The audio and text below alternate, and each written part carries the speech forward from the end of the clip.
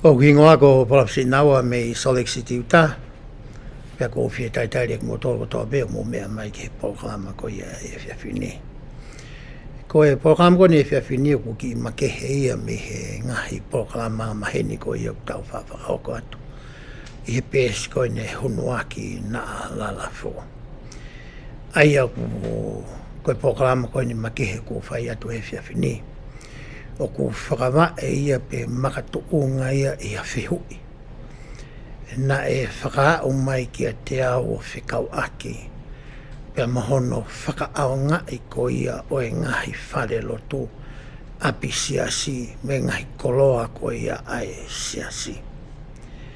Pea ko tui ko e whihui ko e nina e makatuunga ia e ngahi kātoanga lalahi na e whai mai ki sore kini. I he mahina ko e ni. Hange ko ia ko e ngahi kātoanga e ngahi koristutuku. Na e kaua e ngahi koristutuku ko ia koristutuku lahi. Ria hona saineha. Ko e koristutuku saineha. Ne ngona e whai e kātoanga koristutuku ria hona iki ala e. Koristutuku saineha na e whai fukia i sore kini. Pea nā nau whakaonga ia e api siasi i sore kini. Ke nau whaia saiti. I kai ke ngata aina e whai foki pia mo e whaia saiti ai kurupu ko ia ko e ria hona give back. Ai ana e whai mo ia i api siasi. Ai a ko e whetala no aki mo e whihui o kusasala pia alu oro pe. O ku ngofua nai ke whakahoko. Ai ngahi polo kalama ko e ni i he ngahi api o siasi, pe kai. Ka paurewa o ko ngofua. Ko hai o ko nehanga o whakangofuai. Ai ngahi kautaha ko e ni, ke whai hanau polo kalama i api siasi. Pea ko hono whaka o si rewa. O ka paurewa o ko tari, ke whakahoko ai polo kalama ko e ni i he ngahi api siasi. Ko haere waia o kune hanga o purei. Ai ngahi poro kalama koe ni, lolo tonga e na urere ko ia e api siasi. Ki mua ke utari a ngahi whihui ko ia, o koutui ku mahu inga au pito ke tau hanga o talanoai. Ai tuutu uni ko ia ai siasi o whekau aki mohono whakaao ngai. O e ngahi whare lotu pe ko e ngahi api siasi. Pea ko e tuutu uni ko ia o ko mau ia i he tohi tuutu uni whakakātoa ko ia ai siasin. Aia ko e tohi tuutu uni ko ia ko whakangofua ia e palofita e Nelson. Ke lauai ai me mipa ko toa pe o e siasi o sisu klaisi o e kaumao ni o ni inga ia ki mui ni. Pea toi whakaata e ia ki he kakai ko ia o kui kai ke nau me mipa i he siasi ko e ni. Ka pau ku nau fie iloha me o kau ki hono whakarere o e siasi ko e ni. O ku nau ata pea ngofua ke nau rau ai tohi tūtūni ko e ni. I he ene pehe rewa o kui kai ke hange ia ko e kuohiri ke laupe e he kautaki. I ka ko whakaata e ke lau e tō taha kotoa. Pea ko mahu inga au pito ka paupu ke hoko ko e taki. I he siasi o sisu klaisi o kaumaringa ki mui ni. Ke hanga o mui i ai whakahino whakamui ta. O mai e he kautaki. O whekau aki mono ngawe aki ko ia. O e ngahi koloa ai siasi ko e ni. I ene pehe ko utui ku mahu inga ke tauhanga o siofi. Ai whaunga koe o mai e he tohi whakahino o whekau aki mono ngai aki o e api siasi. O kuto'o e tau whetano aki i he e whiawhini me he tohi tuutu uni whakakātoa pe whakaloko fua wahe tolu ni ma, poini hono ni ma, mo poini ko ia hono uluaki. Pehe ai e foi te whito ko e ni. Ngahi te whito i mo oni mo e ngahi fie mao. Ki hono whaka ao ngai o e ngahi api siasi ai siasi. Pehe ai, ko e ngahi api siasi ai siasi. O e ngani ke siasi o Sisu Klaisa kau mauna ni ngā hoki moini. Ko hangahi feitu o whakalotu ia, ko whakatapui ki he loto. I he rea whakapitania ku ki kehe ne asi ai. O ngā ke fu i rea ko ia ko i private. O wai whoki e public, ko ha feitu o ku ngofua ki ha tahape. I he whanua ko ia pe ko e kolo ko ia ke nau alo ki ai. Pe rewa ngahi mea ia, ko ngahi mea ia o ku purei pe whakarere ia e ha kautaha hange ko ni ko a siasi, pe ko ha taha whakafoi tui tui. Hange ko ia ko ha whare koloa. Ai a uhinga pe ki ai a lau ko ia ai toi whakahino hino. Hoko a te lau ko ia ai toi whahino hino.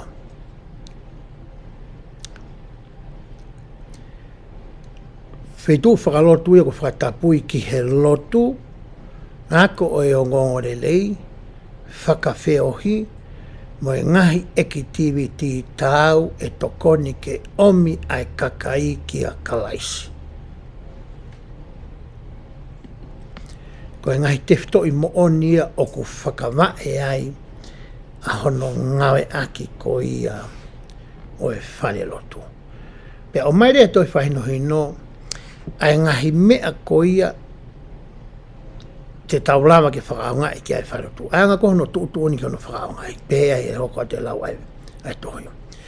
Ko e whakaunga i ko toa pē o e ngahi api siasi ai siasi, ko pau ke whakakakato ai ngahi te whito i whie mao ko eni. Pa nauhanga rewa o risi mai ai ngahi mea ko ia o tuutuoni e he siasi ke whakaunga i aki a hono whare lotu. Ulu aki ke whenā pasi mo e toka te rine ko ia o e siasi, ngahi tuutuoni pe ko e ngahi polisi, ngahi whaunga ngā ue ai siasi, kauai ai natula topu tapu mo e ngahi tau mua, o e ngahi api siasi ai siasi. Ko pau ke whenā pasi ai whaunga o whakaaonga i ai api siasi, pia mo e mea koe nā tau tala noa ki ai. Pau ke whenā pasi a mo e ngahi toka te rine u whotu umahe siasi ke whakangai aki o ne. Ai api siasi, ko e ngahi polisi, pe ko e ngahi tuutuni, pia mo e ngahi anga maheni ko ia ke ono whakaaonga i o e api siasi. Ko hono wa, tauhi ai ngahi whakangata ngata o e lao. Hange koe ni. E ngai kolo ko tua e ngahi apsiasi, o wea e ngahi curfew. Pe ko halao ke mapuni ai, pe tāpuni ai ngahi mea ko iau whai i he ngahi kolo ko ia. Pe ko ha ngahi lao ke whotu e pure anga ki hono whakaao ngai o e ngahi apsiasi. Ko hono hoko. Whakahoko ha ngahi si tepu o ku tāu ke whaka ehi ehi.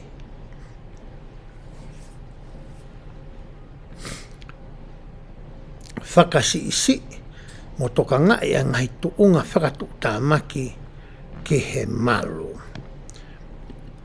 Upau ke whakapapau i koe mea koe ku hoko i apisiasi mo e kakai koe a oku i ai. Ke nau malu mea whahinga whakatu tāmaki whakatua sino. Koe hinga i e fo i whamatala koe ia. Pea hoko atu e lau koe ia. Ai vesi, ai tohi. Kauai ai ngahi whakahino hino, ai ngahi tutuuni ai siasi, ki hono malui o e whanau mo e tautupu. Koe tānoi ke malui e whanau mo e tautupu pehe ai. Ka pae whaiha activity i api siasi ai whanau pe koe tautupu, ku pau ke iai a ngotaha matu o tua, adult. E ua pe toe lahi ange o makatuunga me he toko lahi, o e whanau tupu ko ia, o ku nau i he api siasi.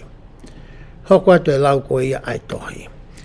Talango fua ke ngahi tūkunga, mo e ngahi whakangata ngata ke, o ku omi e he palesteni whakasteiki, pe pisope. Ma vahe me he tohi tu'utu'uni, e lava e he palestini mo e pisope o atu. Hangahi tu'utu'uni make. O whekau aki mohono ngawe aki ko ia o e whare loto. Ka koe ngahi tu'utu'uni make he koe te na o atu. Hei kai ke whepaki ia pe mo e tu'utu'uni o ko mai e toi tu'utu'uni. Ko pau peke o atu e ngahi tu'utu'uni make he ko ia ke whakaatalahi aki. E ngahi tu'utu'uni ko ia ko o mai e kautaki ke whakaaongai ki he whare loto. Pea hoko rewa lau ko ia ai tohi whakahino hino. Aia ko mahino ni ka tautolu. Ai ngai tu'utu'uni ko e asi ki hono whakaaongai. O pea he tō nima poine ua. Ko hono whakaaongai e he siasi a ngai apsiasi. O ku pehe ai. Ko e ngahi whakataha, ngahi polokalama, mo e ngahi activity ai siasi, o ku mua taha ia i hatoe whakaaongai kehe o e api siasi, ka pau o ku iai hawhe paki. Tānoan kono whakaaongai ko ia e he siasi, whakaloko fua. Hono whakaaongai ko ia e he ka he wōti, mo e kāinga lotu ko ia me ngai hoa lotu i he wōti. O ku mua ia, e hatoe whaahinga polokalama e whai i api siasi. Ka pau o ku whepaki ha polokalama ai siasi, mo ha polokalama ai whakatautaha, mo e whamiri, mo ha toi kurupu ke, e mua taha ai polokalama ko ia ai siasi. Ko hui ngai fui, whamatala ko o mai e tohi whakahino hino. Hoko atu ai whakamatala. O ku kau i he whakaaongai e he siasi, ai api siasi angahi mea koe ni. Ngahi whakataha anga lotu, mo e ngahi whakataha kehe, o e sāpate. Ko e ngahi whakataha anga lotu ko ia sāpate, fo i poloka ko ia e tolu ko ia.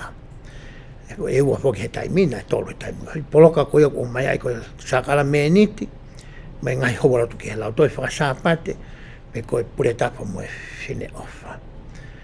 Ko e polokalama ko ia whai ko i he sāpate ko ia. Ko pau ke mua ia. He keke toi lava ha whahinga mea ia o whai i he lere a whi hoa lotu ko ia. Hange ko e ni. Ka pau e lere lau toi whakasāpate ia, pe koe pure tapu.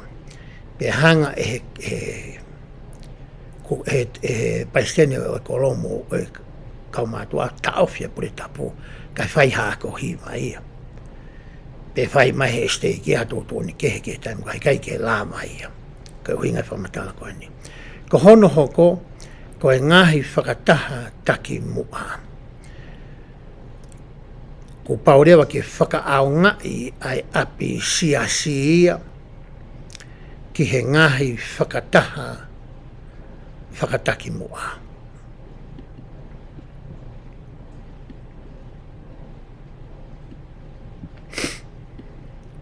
Aia ko hinga ia ki ha whakataha ai kautaki ko ia i he wōti whakataki mua, te naulawa ki nautolu o mai o ngawe aki ai api siasi.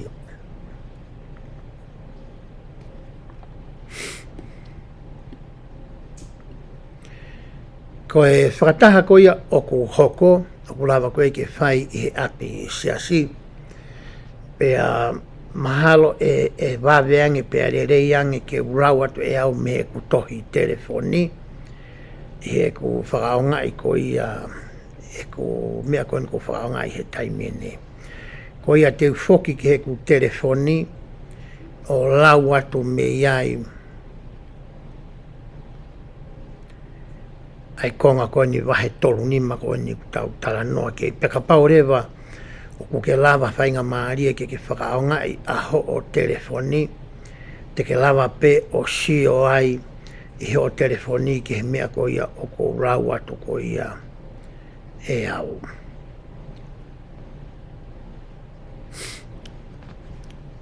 Pea te whoki o lau me telefoni. Ngahi whakataha taki mua. Kau ai ngahi whakataha. Mai ngahi ekitiviti ai whine o wha. Lawa ia whai apsias. Ngahi whakataha. Mai ngahi ekitiviti ala kanga whakataura iki. Lawa ia whai apsias. Ngahi whakataha. Mai ngahi ekitiviti ai palai meiri. La kanga taura iki whakaero ne. Me kau whine moi. Lawa moi ia whai apsias. Ngai whakataha mo ngai activity ai seminary institute kau tautaha ke talavou mo kau tautaha lalahi yang singodot me singodot lava ia fai apsias ngau e historia fa family lava mo ia fai apsias ngai whakataha mo ngai polokalama ai kau fai fikau lava mo ia apsias ngai activity teu ke mea whakatupa ke o hingai nia ke emergency lava mo ia ke fai i apsias. Ta hoka te lau ai tohi.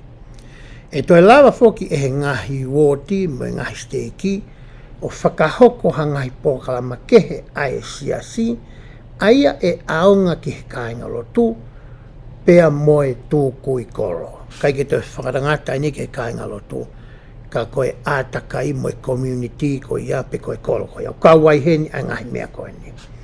Ngahi kalasi mo ui whakawhalala pe kia te kita. Pe koe self-reliance classes. Ngahi kalasi whakaakeake me he mauni mā. O hinga ne ki hataha. Ko mauni mā e ha whahinga me e whai tōko na tapu. Pe koe tapaka, pe koe kawamalohi, pe koe perepaanga, pe koe hāfua. E lava ke whai moia i apsias. Lava ke whai mo mea kui ko BYU pathway whakai māmani lahi. Lava mo ia ke whai i api siasi. Sai ko mea koe nā kutala no koe kia i kono whaka au ngā ia koe ehe siasi a api siasi. Ke ura ki whaka au ngā ia koe tau wanga maheni koe kia i. Te ulawe taimini ke whaka au ngā i koe ia hono wā. Asi he wahe tolu nima, poine hono tolu pe ai. Whaka au ngai e he me mipa ai api, siasi. Pea tala mai rewa, whaka tāu taha mo whaka whamiri. Koe me mipa i te nau lau ko whaka au ngai api siasi. Hoko atu e lau ai tohi pe ai. E lava ke kore e he kāinga lotu, e he whaka tāu taha mo e whaka whamiri. Ke nau whakaaonga i ha api siasi i ho nau steiki, tala noani ke steiki koe oku ke nofo ai. Ai kai te whakarangata ia ke api siasi pe koku ke lotu ki ai. Te ke lava ko kore ha apaka steiki koe ke nofo ai ke whai ai. Aho mea whakawhamiri pe ko mea whakatautaha. Ki hangahi ekitiviti whakatautaha pe whakawhamiri. O whapeku mahina whi tānoa ko ia. Ha whahinga whare lotu pe i he steiki u ke nofo ai, te ke lava ko kore ke whakaongai. Hoko te lau e tohi. Ke kore ha whakangofua, te nau whetu utaki ki ha me mipa o e kaupi soperiki, o hauoti o ku nau lotu i he api siasi ko ia. Hange koe ni. Ko lotu au ki he woti paunti fulu taha ua. O ku tu o mau api whakasteiki o mau toria e soreiki. Ka pau te uwhie mau ki whakaaonga i whakasteiki koe i soreiki. Pe ko tahe api i ha whare lotu kehe mei paunti fulu taha ua. Te uwhie mau re ki whetu utaki ki ha me mipa o i pi soperiki koe o i woti koe ia. Pe ki ha taha o ku ne waha ki ai. Ai. Ka paure kua ha taha ko si wahe i ki ai, e he kau pisope. Ke ne hanga e ia o taimi te pirei ai ngahi mea ku whai koe i he whare lotu. Koe toko taha ia o ko telefoni koe ki ai. Koe ki utua telefoni au ki he pisope, pe koe ongo toko ni. He kohono o hinga ne na o sanga na tolu o wahe, ha tangata pe ko ha whewhine, ke ne hanga o toka ngai ai ngāwe koe ia. Ai ko me fai ko he kau papalangi. Ka pau gaha wote ua pea to e lahi ange. Una ui le ma ta ke ne hanga taimi te pile ke ni schedule anga he mea ko fai e fai lotu. Pea ko fai le ma telefonia ki ai. Hoko te lau koe e vesi.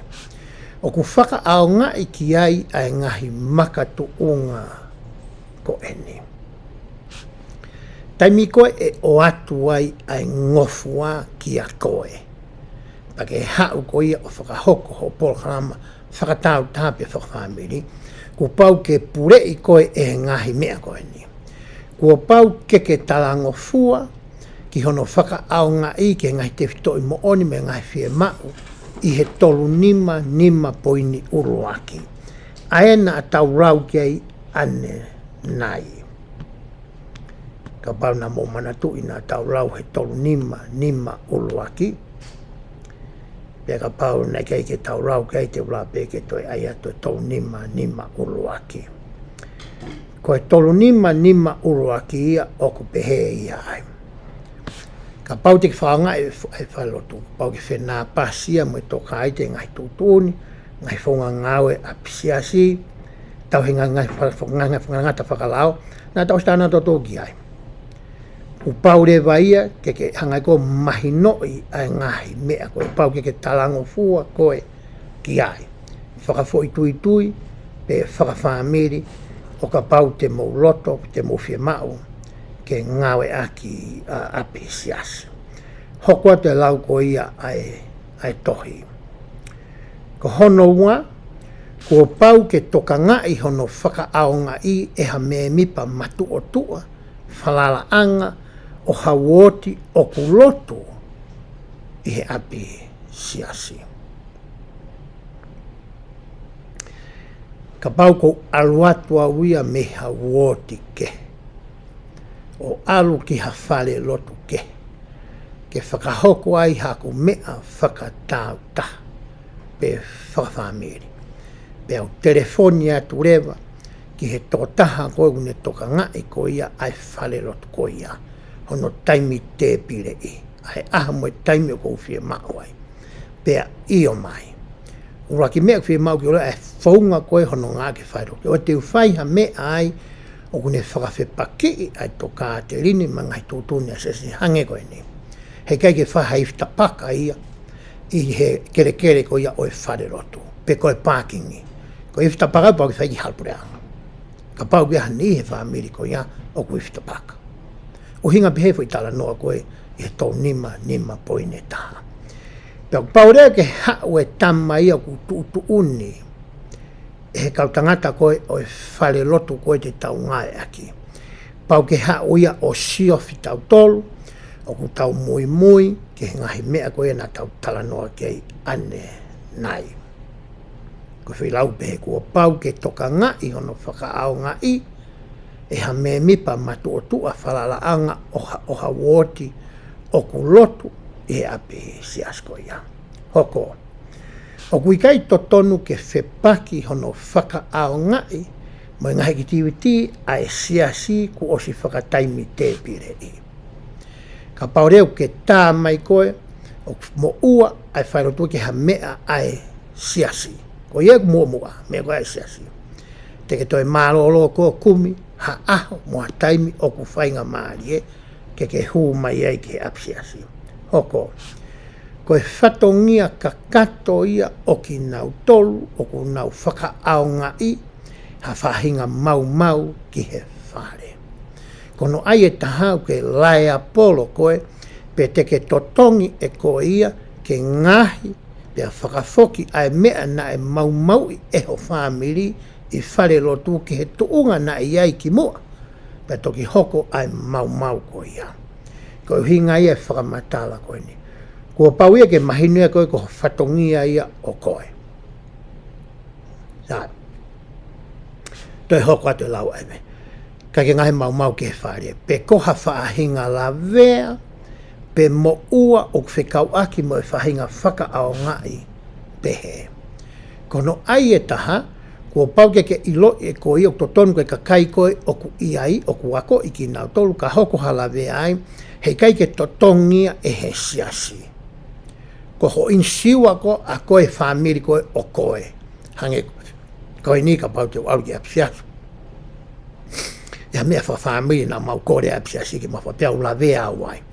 O ki kai ke te kaunga e siasi ia, i he ku la vea ko ia a ako. Ko ngai mea kon ko tau lau koe ki ai pau ke a ko ia tu ia ki a koe. E whakamahino ia e tō taha koe une toka ngai ano ske so e whai lotu, pe ko a taha kau piso periki, ai ngahi lao koe ni o kou lau atu.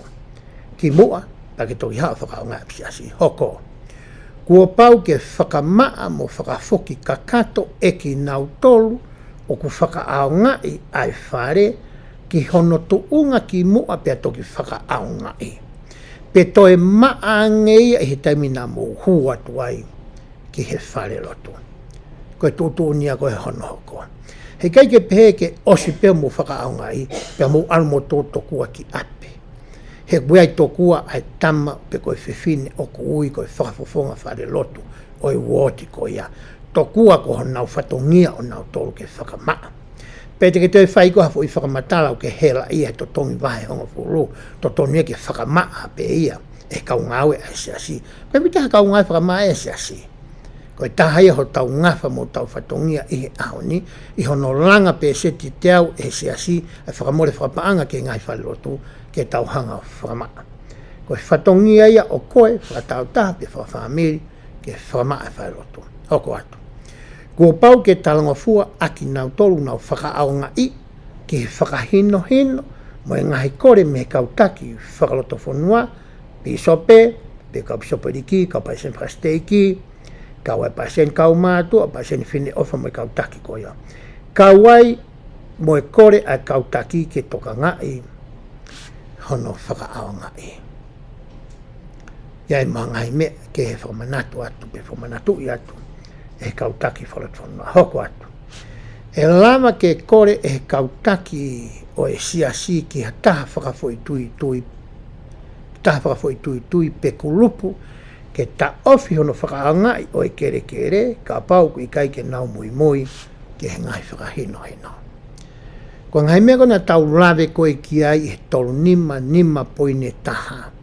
Mo mea koe na tau lawe ki ai ki mua i he wahai koe ni. Ka paurewa e sio ai toko taha koe o wahe ke alatu o toka ngai. Ai programa koe o ku whai. Kai ke ahuenga ni alatoni ka tia pure i homo mea whakawhamiri ko o ku whai i kai. Ke toka ngai hono whakaao ngai whai ko mea wate masi o siofi. Ka paurewa tene sio e o kai ke mou mui ke ngahi lā koe na tau tala noa ki ai. O wei ene totonu ana ke nehanga e a taofi. Ai polokalama whakafoi tui pe whakawhamiri ko ia o ku whai i he whare lotu. Pe ka pau e taofi koe o koe te ke whie alu.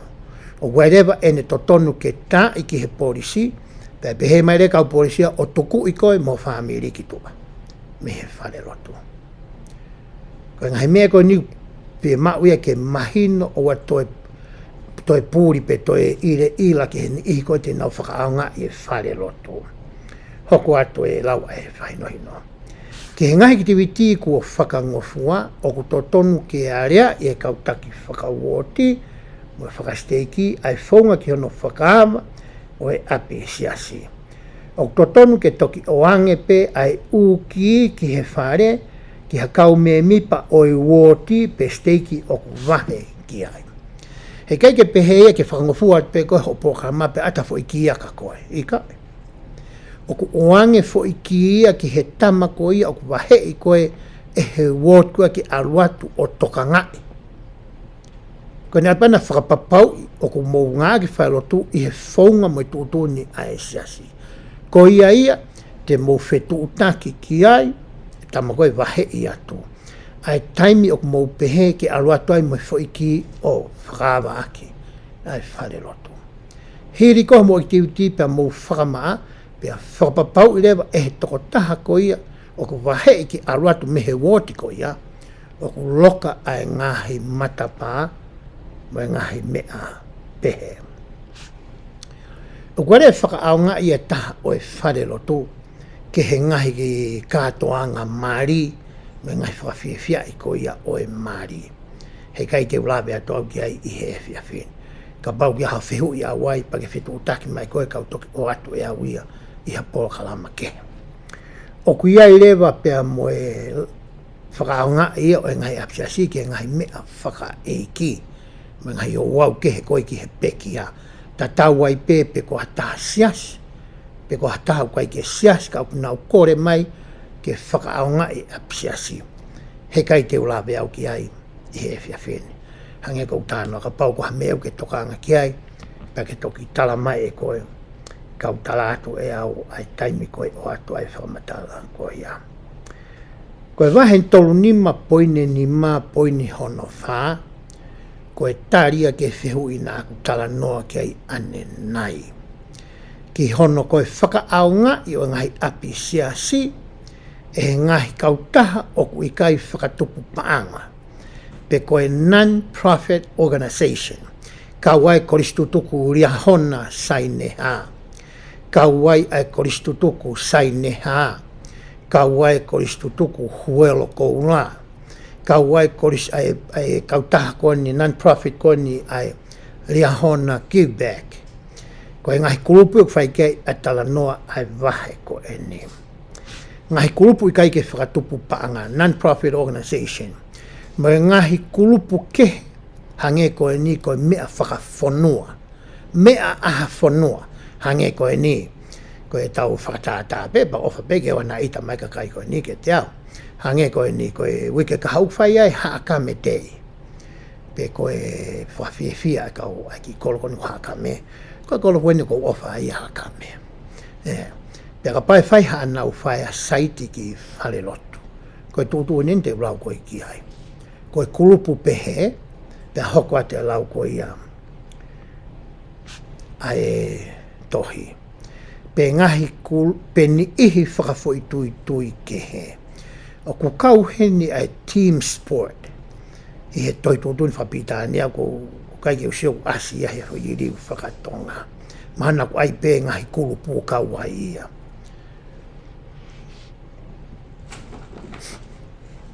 Yola. Tomangi telefone a histoni. O ku kawai ngai kulupu ko ia. O pehe rewa ai foi toto unia ko ai toi whahino hino. Ka pau e loto ai ngai kulupu ko ni pe nau whakaamu ke whakaaonga a api sias ki ha nau hula whakawhiawhia. Hangen ko ni te tau tala noa. Kau he ngai kulupu ke hia ko ni a ngai mea kone whikawaki mon. Tau e kau ngai whakawhai whikau. Hangi u tau whawhanong whai hula tau e kau rei mana. Tau whanong whai hula e kau whaiwhikau ko toa pēna ngai whikau I tonga. Koe ngahi kulupu kātoa ko ia. O ku whai ki ai koe ni e tala noa ai wahe koe ni. O ku pehe ai.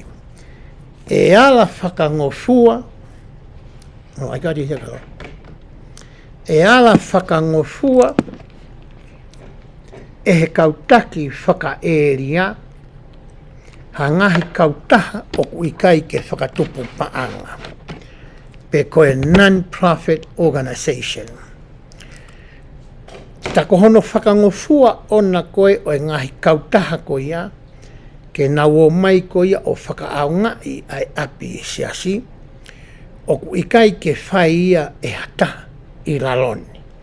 Pe ko hono whakarea totonu e he kautaki whakaloto whonua.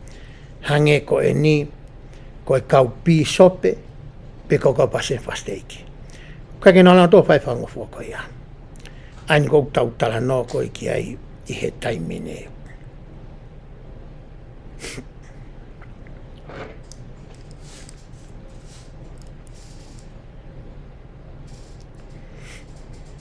Ai pe keu te hang keu toi keu te hangange o siofi. I he rea Whakabritania.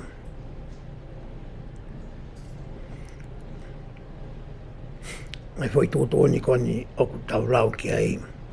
Kono I ngā peke o ana uri la tai e tau sio ko ia. Ki he lau e tohi tūtōni. E tau nima, ko me nau tō ia ki he hoa ki e mai telefone taha ke usio ai ki ai.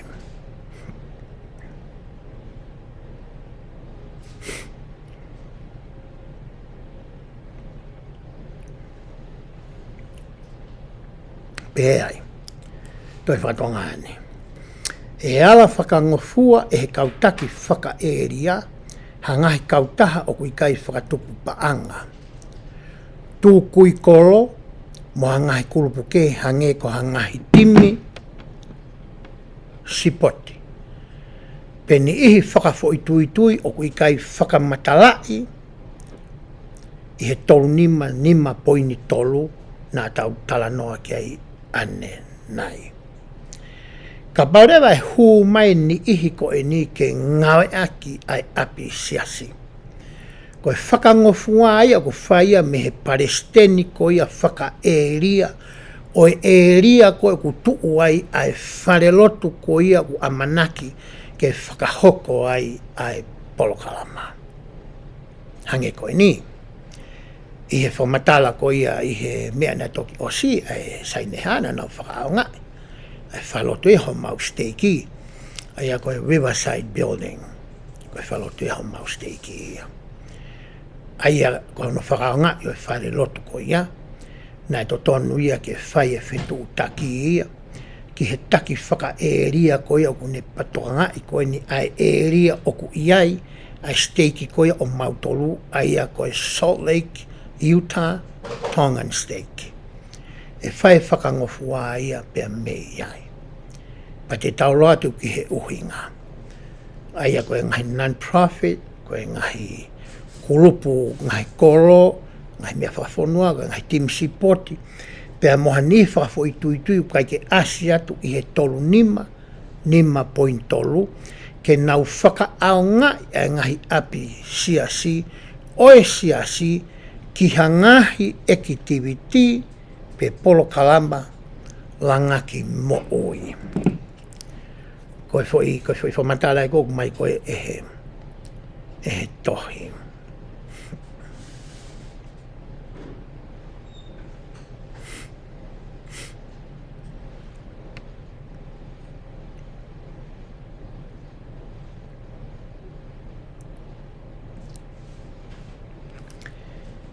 Aia koe uhinga koe whairea koe whakatonga koe polo kalama langaki mo oi. Toi me whairea whapitania koe wholesome activities. Ko hai activity oku ne langaki ki tau tolu ki he ke tau toi lele iange. Hoko te lau koia ai tohi. Ke kore ha whakangofua me he kautaki whakaeria ki ha whaahinga whakaao ngai pehe. E whetutaki ai Palestini whakasteiki ki he pure ko ia o e ngahi nau whakatua sino. Ai koe ngahi nau pure whatua no ku ia koe facilities manager. Koe ngahi whale lotu ko ia o e siasi. O ku iai ai kautama ku nau ngai paanga nau tolu ki he siasi. Diola. No katak peka toi to mai a chasa me mate tau.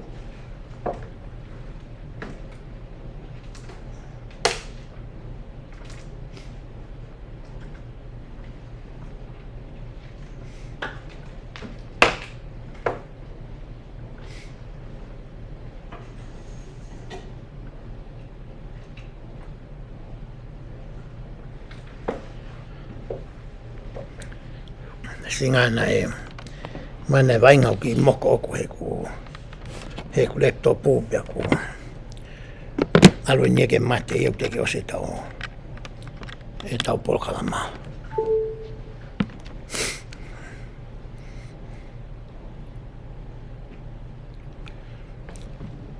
Ai koe toko taha e whetutaki ki ai Palestini whakasteiki. O whetutaki ke he kautama ko ia ui koe facilities manager. Koe whai kei ai kore. Pea arurewai me he kautama ko eni ke he kautaki whakaeria. Pea hoko rewa whamatala ko ia ai tohi. Ka pau e whakangofua e he kautaki whakaeria. Ke whakaao ngai e ha kautaha o kui kai whakatupaanga, non-profit organisation. e fie ma o rewa harea pau whakataimi ki hono whaka ao ngai. Koe uraki mea ia koe e o mai koe pia me he siasi, whakafou mai i he kau eri au. Koe fōmu ia ko eni, o mai koe ni me he siasi, o hoko atai mo i mea fōmu koe kono whakao ngai koe ia, o i whailotu i hanan proa, pe hoko atai me whamata koe ni.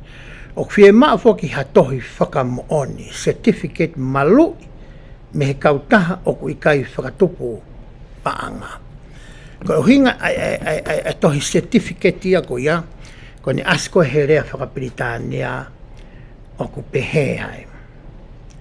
A certificate of insurance from the non-profit organization is also required. Aia ko hinga aia ko ha insure o e whare pia moe kakai koia o amanaki ke nau whaka ao ngai ai whare. Kai ke ngata he fo i ki fōmu ke ngā ki whakataimi koia ai whare lotu, ai o maia me office koia kau pasen whakaeringa. Kai toi whie mau ia ke aia ki certificate ke insure aki. Ai whare, nā hoko ha mau mau, pia moe kakai ko ugi ai nā hoko ha whatu maki whakatua sino. Ko manatu i he taimi na e ki pokalama sipoti ho mau steiki na e whai ia ki he mai akapulu he kolo i hensole kin ko Murray. Pe taimi na e ke whangai pasen steiki o wahe i mai ki a te au ki whai whetu taki. Nau tātu koe ki he city koe o Murray ta mai nau tōka te au. Whe mauha ki i certificate of insurance ke tola 5 million. Ka e toki lava a mau tolo ho mau steiki o whakaao ngai ai malai akapulu koe ni ke he ngahi sipoti ko ia na mau whakakau koe ki ai. Pena ku tā rewa ki he kautaha koe ni onto amanake tau lawe koe ki ai. Pēfo ki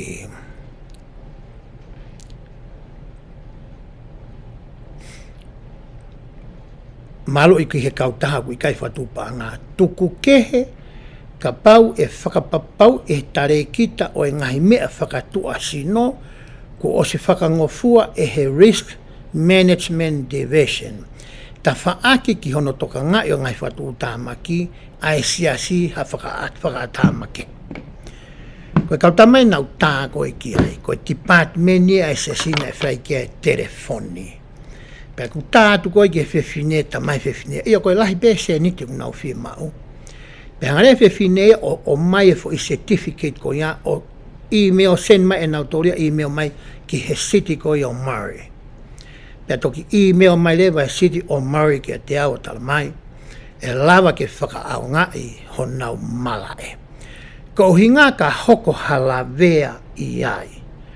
Ka ke lava tahai a sui pe lai a polo a e city ko ia o Murray ke kautama kou nau whakaao ngai ho nau malae. O ku kawa katoa ia e he certificate koe na atu e he siasi. Aia koe certificate malo ia.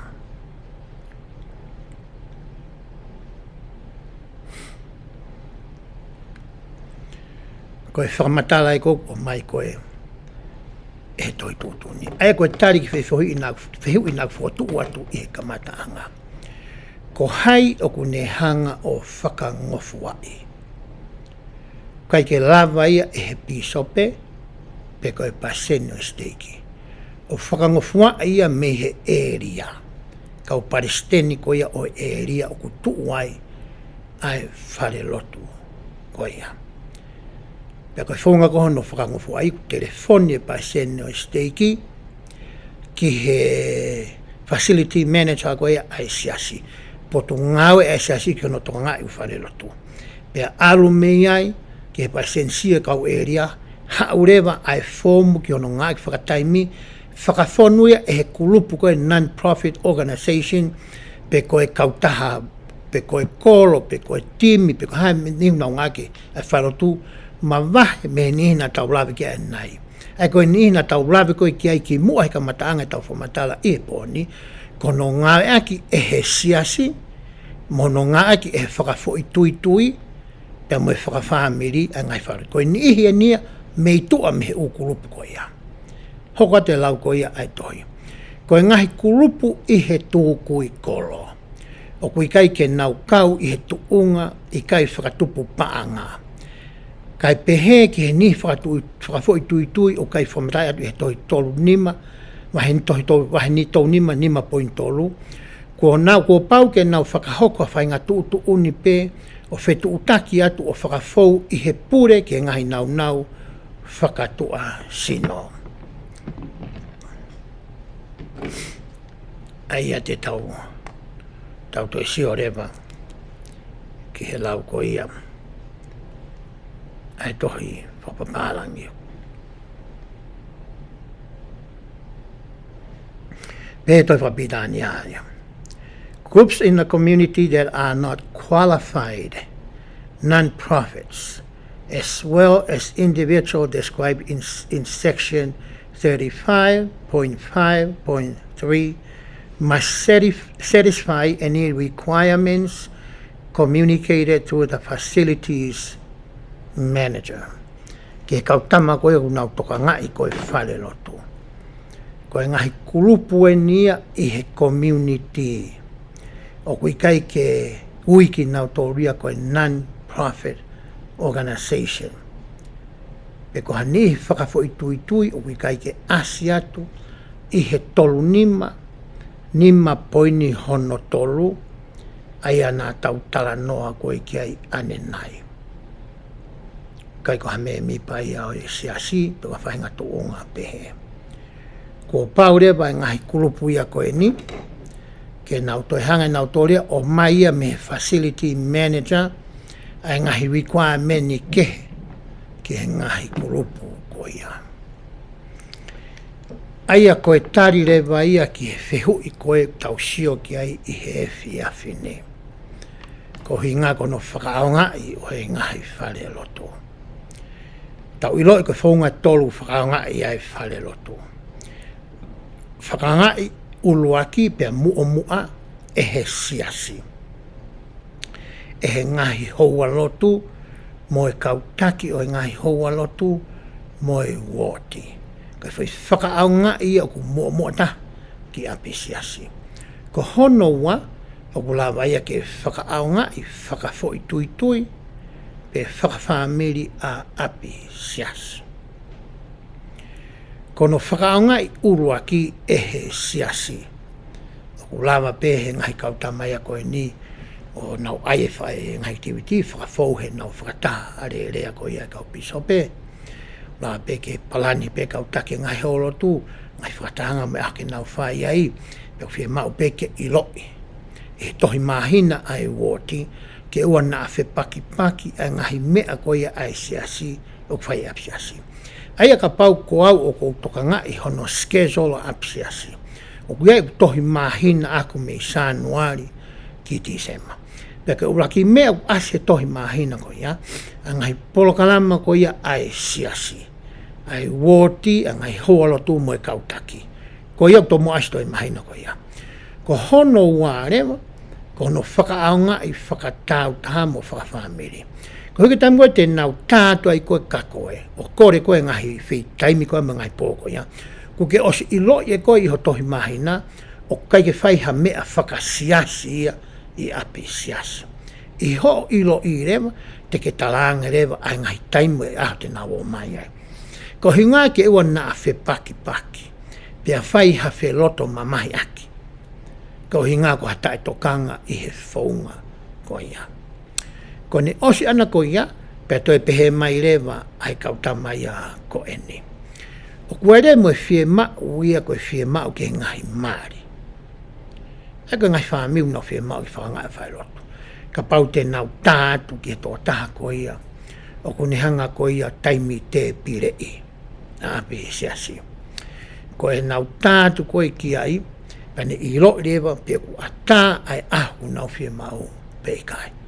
Ka pau ku ata o ku oange, ke nau o mawhakanga e api siasi. Ko whakaunga i rewa tā koe whakaunga i koe ke ngai puto. Ko i hui whoki o kui kai ke pure i hataha ia mate. Kau e putu ia he ngai emergency ko i nai whai ke tala noa ane nai. Ka paure e whai ha putu ke whai i api siasi. E fie maure waia ke whika uruaki ai putu e ngai polo kalama ko ia ko schedule pe timetable ke whai i api siasi. He kai ke pē ke hai putu ia o to'o.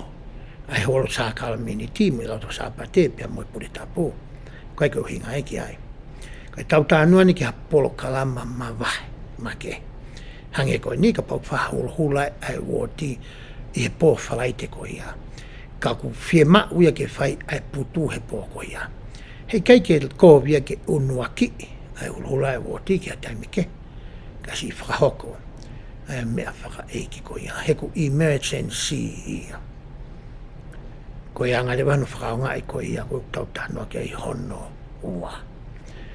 Ko hono tolu le whakaonga i e ngai kurupu, non-profit organisation, ngai kurupu ka kautaha whakakoro, ai kai ke nau classify pe whakamahino i mai non-profit ko ngai kautaha pe ia.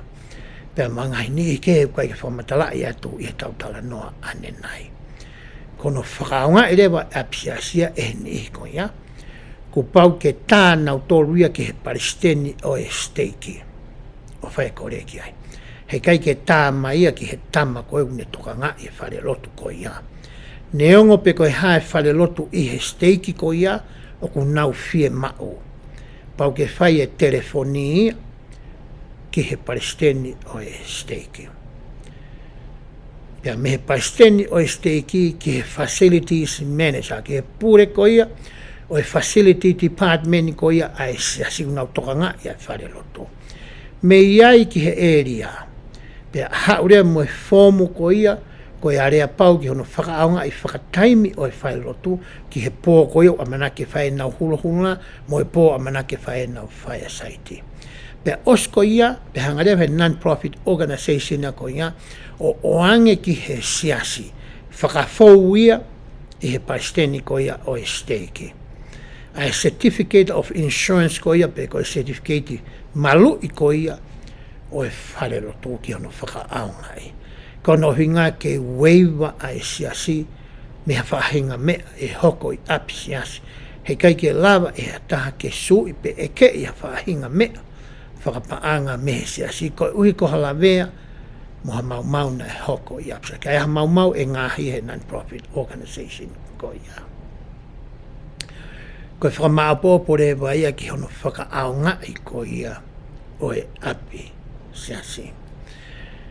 Ko kore atu ki he nihi ko ia kunau whanongo mai i he whiawhine. Ko e taumua whoki o e pōkala mai ko e ni ko e tāri mei he tohi tūtuni. O kui kai ko ha tāria whakakaukau. Pe ko ha mau motua me he tohi tūtuni fuoloa. Pe ko ha whanongo tala noa, ika? Ko e to'o whakahanga tonu pēni me he tohi tūtu uni ko ia aisia sini, aia o kuto tonu ke ne hanga o tāki e kina, mo pure i ai ngāue ko ia o kutau whai i hono siasi.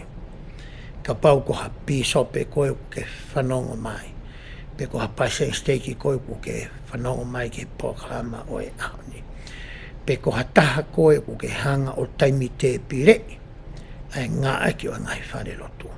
Ofa pe e tōle lei pe ke teki mo tōlu, ai ngai whakamatala koe ni. Kai ke pe ia ke whi potoi mo tōlu ho mo whatongia. Ko ha whakamanatu pe e ni ia. Ko hinga ke tau mau tatau, tau pēsi tatau, tau ihe tu unga tatau. Ke tatau pe hono whakaaonga i o apisiasi i Amerikani, mo e apisiasi ko ia i Australia, mo e apisiasi ko ia i Tonga, mo e apisiasi ko ia i hatoe whanua. He ku taha pe ai sias koe ni, ko e ulu ke i taha pe ko si supplies. Pe e taha pe ai tutuuni mo e policy mo e whaunga, hono ngāwe aki a ene ngahi koloa. hei kai toi ke heia. Ko ia ka pau lewa o kui ai hataha ia kui ai hane mau kehe an. Me whamatala koe ni ko o atu. Fie maari au ke whetu utaki mai ki a te au. O ke tala mai ki a te au. Sinaua. Koe whamatala koe nā ke whae ko uhala ia. O koe tohi kehe nau ke hawai koe. Pea ka pau leo koe ki hani ihi te nau o mai a whamatala kehe mei hen. Koe whamatala whakamui mui taha en. Koe whamatala ni o mai he toi tūtū ni ki māmani ko toa be. Koe whamatala ni tonu ke ilo ke ai kau taki whalota whanua. Kau bisope ma kau pasen whakasteiki. Pea koe whamatala ni tonu ke tau nofo koe ki ai. Koe whaunga ni tonu ke ngāwe aki. Pea ka pau te tau whai behe. Te tau whi ofo o whani, tau whi mahino aki. Pea hārewa koe seasi no urua kalaisi. Koe au tūtū ni ke ono whakaungai a ene ngai koloa. E he wafa siso kalaisi. Amen.